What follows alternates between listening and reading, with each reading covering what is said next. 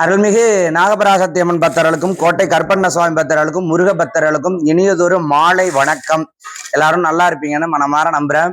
அப்புறம் இந்த பதிவு எதுக்காக அப்படின்னு கேட்டீங்கன்னா, ஒரு சின்ன விஷயத்துக்காக தாங்க. நம்மளுடைய குரு பகவான் ஆலயம் கிட்டத்தட்ட கும்பாபிஷேகம் ஆகி 55 நாள் கிட்ட ஆயிடுச்சு. எப்பொழுதும் 48 நாள் முடிஞ்ச உடனே ஒரு பூஜை பண்ணுவாங்க. எல்லா கோயிலையும் கும்பாபிஷேகம் முடிஞ்சு 55 நாள் கிட்ட ஆயிடுச்சு. இன்னும் நம்ம அந்த மறுபூஜைன்னு சொல்லக்கூடியதை நம்ம பண்ணலை.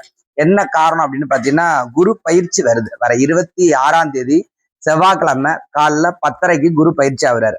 அந்த குரு பயிற்சி அன்னைக்கு நம்ம கோயில்ல விசேஷமா பூஜைகள் செய்யலாம் அப்படிங்கிறதுக்காக, குரு பயிற்சிக்காக தான் நம்ம என்ன பண்ணியிருந்தோம் அதனால இந்த பூஜை நிப்பாட்டி வச்சிருந்தோம். ஏன்னா இடத்தால இன்னும் நம்ம செய்ய வேண்டிய செய்முறைகள்லாம் செஞ்சுட்டு தான் இருக்கிறோம். ஆனாலும் எந்த அளவுக்கு நம்ம ஆத்மார்த்தமா சாமியை கும்பிடுறோமோ அந்த அளவுக்கு தெய்வத்துடைய அனுகிரகம் நமக்கு கிடைக்குங்கிறதுல எந்த ஒரு ஐயப்பாடுமே கிடையாது.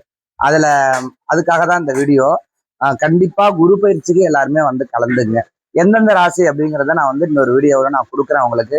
நான் இன்னும் பார்க்கல, நான் பார்க்காம சொல்லக்கூடாது. நான் பார்த்துட்டு உங்களுக்கு பஞ்சாங்கத்தை பார்த்துட்டு அது என்னென்னங்கிறது, எந்தெந்த ராசிக்கு பயிற்சி ஆகுதுங்கிறத தெளிவா நான் சொல்றேன். மேலோட்டமா குரு பயிற்சிங்கிறத மட்டும்தான் நான் பார்த்தேன். அதுக்காக தான் இந்த வீடியோ நான் உங்களுக்கு கொடுக்குறேன். சின்ன இன்னொரு விஷயம் என்ன அப்படின்னு கேட்டீங்கன்னா, நம்மளுடைய குரு பகவானுடைய கோயில் கட்டியாச்சு. அதுக்கப்புறம் நம்மளுடைய முருகப்பெருமானுடைய கோவில் வேலைகளும் இப்போ நடந்துட்டு இருக்கு. அதே நேரத்துல நம்மளுடைய கோவில்ல கோசாலை அமைக்கிறதுக்கான அந்த பணிகளும் நடந்துகிட்டே இருக்குது. பக்தர்கள் வேண்டி மாடு விட்டவனமா இருந்துட்டு இருக்கிறாங்க. இன்னும் நிறைய பக்தர்கள் கொண்டாந்து விடுறதுக்கு காத்திருக்கிறாங்க. கொண்டாந்து விடுறேன்னு சொல்லியிருக்கிறாங்க. நீங்களும் வேண்டிட்டு மாடு விடுறதா இருந்தா கண்டிப்பா இந்த வீடியோ யார் பாக்குறீங்களோ கொண்டாந்து நீங்க மாடோ, கண்ணுக்குட்டியோ, பசுமாடோ அல்லது கால கண்ணுக்குட்டியோ ஏதோ ஒண்ணு கொண்டாந்து நீங்க திருக்கோயிலுக்கு கொண்டாந்து விடுற பட்சம் உங்களுடைய குடும்பம் சுபட்சமாக இருக்கும். எந்த ஒரு குறையும் இல்லாம நல்லபடியா இருக்கும். பசுங்கன்னுட்டி தான் விடணுங்கிறது கிடையாது. கால கண்ணுக்குட்டி கொண்டாந்து விடலாம், கால மாடு கொண்டாந்து விடலாம். இந்த மாதிரி எது வேணாலும் நீங்க கோசாலை கொண்டாந்து விடலாம், வக்கீல் கொண்டாந்து கொடுக்கலாம்.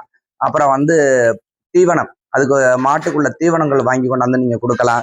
இதெல்லாம் நீங்க கொடுக்குற பட்சம் அந்த கோசாலையில இருக்கக்கூடிய அந்த பசு பராமரிப்பு மையம் உங்களை நல்லபடியா காப்பாத்துறதுக்கு அந்த இறைவன் துணை இருப்பாருங்கிறத நான் ஒரு வீடியோவா நான் உங்களுக்கு கொடுக்குறேன். அப்புறம் இன்னொரு விஷயம் என்னன்னு கேட்டீங்கன்னா, நிறைய பேர் என்கிட்ட கேட்டுட்டே இருக்கீங்க, சாமி இந்த கோயிலுக்கு வந்துட்டோம்னா நம்ம வர்றதுக்கான வழி ரொம்ப சிரமமா இருக்கு, எங்கேருந்து வர்றது அப்படின்னு கேக்குறீங்க.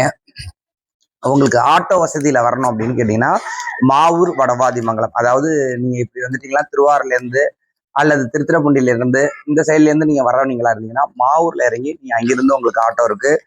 150 ரூபா சார்ஜ் பண்ணுவாங்க. அதை நம்ம கோயில் பேர் சொன்னீங்கன்னா கோயில்ல கொண்டாந்து இறக்கி விட்டுருவாங்க.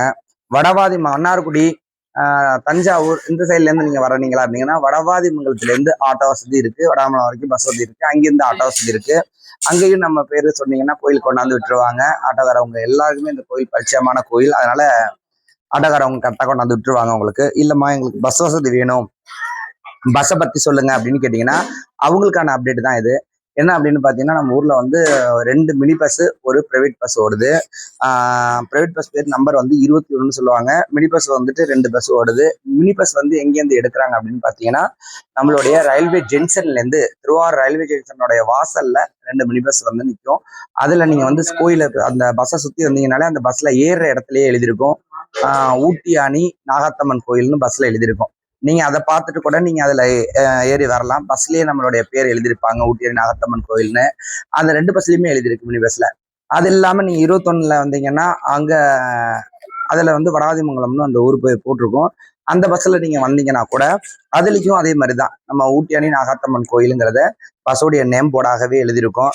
அதனால நீங்க வர்றவங்களுக்கு சிரமம் கிடையாது. ஊட்டி அணி கோயிலுக்கு போகணும், ஊட்டி நாகபராசக்தி அம்மனுடைய ஆலயத்துக்கு வரணும் அப்படின்னு நினைக்கிறவங்க நிறைய பேர் என்ன செய்றீங்க, வெளி ஊர்ல இருந்து வரீங்க. நிறைய வெளியூர்ல இருந்து வரக்கூடிய பக்தர்கள் அன்டைத்துல திருவாரூர்ல இறங்கிறீங்க. அன்டைத்துல நமக்கு பஸ் கிடையாது. வரதா இருந்தா கொஞ்சம் முன்னேரத்துல கோயில்ல தங்கி இருந்து நான் பாக்குற மாதிரி பாருங்க. ரொம்ப தொலைவுல இருந்து வரக்கூடிய பக்தர்களுக்கு எங்களால முடிஞ்சது நீங்க இங்க வர்றேன் அப்படிங்கிறத நீங்க இன்ஃபார்ம் பண்ணிட்டீங்கன்னா கூட உங்களுக்கு சாப்பாடு வசதி எதுவும் செஞ்சு கொடுப்பாங்க. சில பேர் அன்டைத்துல சாப்பிட எதுவுமே இல்லைன்னு நினைக்கிறீங்க. நம்ம காலை இல்ல ஒரு எத்தனை பேர் வந்தாலும் காலை சாப்பாடு மத்தியான சாப்பாடு நம்ம செய்யறோம். நைட்டு அதிகமா ஸ்டே பண்ண மாட்டாங்க. என்னன்னு கேட்டீங்கன்னா, லாங்ல இருந்து வரவங்க தான் ஸ்டே பண்ணுவாங்க. பக்கம் ஊரெல்லாம் உள்ளவங்க போயிடுவாங்க. அதனால நம்ம அதிகமா நைட்ல சாப்பாடு செய்யறது கிடையாது. இன்னைக்கு கருப்பசாமி பூஜை பண்றாங்க அப்படின்னு கேட்டீங்கன்னா, இன்னைக்கு ஒரு 25 பேர்ல இருந்து 50 பேருக்கான சாப்பாடு சமைச்சிருப்பாங்க. 50 பேர்ல இருந்து 60 பேர் கூட சாப்பிடுவாங்கன்னு வச்சுக்கலாம். அமாவாசை பௌர்ணமிக்கெல்லாம் பாத்தீங்கன்னா 100-200 பேருக்கு மேல சாப்பாடு வந்துட்டு இருக்கும். மற்ற நாட்கள்ல சொல்றேன், அந்த திங்கக்கிழமையில தயவு செஞ்சு யாருமே வராதீங்க. ஏன்னா திங்கக்கிழமை குறி கிடையாது. திங்கக்கிழமை வந்தீங்கனாலும் ஒரு நாள் தங்கி இருந்து நம்ம வந்து செவ்வாய்க்கிழமை தான் வந்து பார்க்குற மாதிரி இருக்கும். அதனால திங்கக்கிழமை வாக்குக்காக வர வேண்டாம். செவ்வாய், புதன், வியாழக்கிழமை கூட இப்போ நம்ம வாக்கு பார்க்குறோம். ஆனால் நம்ம வேணுங்கிறவங்களுக்கு மட்டும்தான் பார்த்து கொடுத்துட்டு இருக்கோம். அதனால மற்ற நாட்கள்ல செவ்வாய், வெள்ளி, ஞாயிற்றுக்கிழமை இந்த 3 நாட்களும் பொது வாக்கு பக்தர்கள் தாராளமா வரலாம். அதே போல புதன்கிழமை, சனிக்கிழமை சாயந்தரம் 6 மணிக்கு தான் பொது வாக்கு. நிறைய பக்தர்கள் கால் நேரத்துல வந்துடுறீங்க. கால் நேரத்துல வரும்போது பொது வாக்கு இல்லை, தனிப்பட்ட முறையான வாக்கு தான். அதை கொஞ்சம் இந்த வீடியோவை கொஞ்சம் நீங்க கவனிச்சு அதுக்கு தகுந்த மாதிரி வரணுங்கிறத இந்த வீடியோ வாயிலா நான் கேட்டுக்கிறேன். அப்புறம் நம்ம கோயில்ல நித்தியம் நடக்கக்கூடிய ஒவ்வொரு பூஜைகளும், நம்ம கோயில்ல நடக்கக்கூடிய அந்த திருப்பணிகளும் ஒவ்வொன்றுமே வீடியோ அப்டேட்டா நாங்க உங்களுக்கு கொடுத்துக்கிட்டே இருக்கோம். தொடர்ந்து என்னுடைய சேனலை ஃபாலோ பண்ணக்கூடியவங்களுக்கு மட்டும்தான் நம்ம கோயில்ல நடக்கக்கூடிய கலை நிறுவனங்கள் தெரியும். யூடியூப்பா இருக்கட்டும், இன்ஸ்டாகிராமா இருக்கட்டும், இல்லை ஃபேஸ்புக்கா இருக்கட்டும், இந்த மாதிரியான வலைத்தளங்கள்ல நம்மளுடைய சேனல்கள் வந்து ஒளிபரப்பாயிட்டு இருக்கு. நம்ம கோயில்ல என்ன நடக்குதுங்கிறத நம்ம அப்பப்ப அப்டேட் பண்ணிட்டே இருக்கிறோம். அதனால தொடர்ந்து இதுக்கான ஆதரவு தெரிவிங்க. நீங்க வந்து இந்த சேனல்ல வந்து சப்ஸ்கிரிப்ஷன் பண்ணி லைக் பண்ணி வச்சுக்கிட்டா தான், அது யூடியூப்பா இருக்கட்டும், இன்ஸ்டாகிராமா இருக்கட்டும், ஃபேஸ்புக்கா இருக்கட்டும், நீங்க லைக் பண்ணி வச்சுக்கிட்டீங்கன்னா மட்டும்தான் உங்களுக்கு வந்து இந்த கோயிலில் நடக்கக்கூடிய ஒவ்வொரு அப்டேட்டும் உங்களுக்கு வந்து நடக்கும். அது மட்டும் இல்லாம நம்ம வந்து அடிக்கடி வந்து டூர் போறது வழக்கம். எல்லா ஊருக்குமே அடிக்கடி நம்ம வந்து எல்லாருக்குமே தெரியும், மாசாணியம்மன் கோயில், சத்தியமங்கலம் பண்ணாரி கோயில், இந்த மாதிரியான இடத்துக்கெல்லாம் நம்ம வந்து என்ன பண்ணுவோம்னா டூர் போயிட்டு இருப்போம். இப்போ வந்து ஒரு வருஷ காலமா வந்து கோயில்ல வேலைகள் தொடர்ந்து நடந்துகிட்டே இருந்துச்சு, திருப்பணி நடந்துகிட்டே இருந்துச்சுங்கிறதுனால எங்களால போக முடியல. இப்போ அதுக்கான தேதி வந்து வைக்கலாம் அப்படின்னு இருக்கோம்.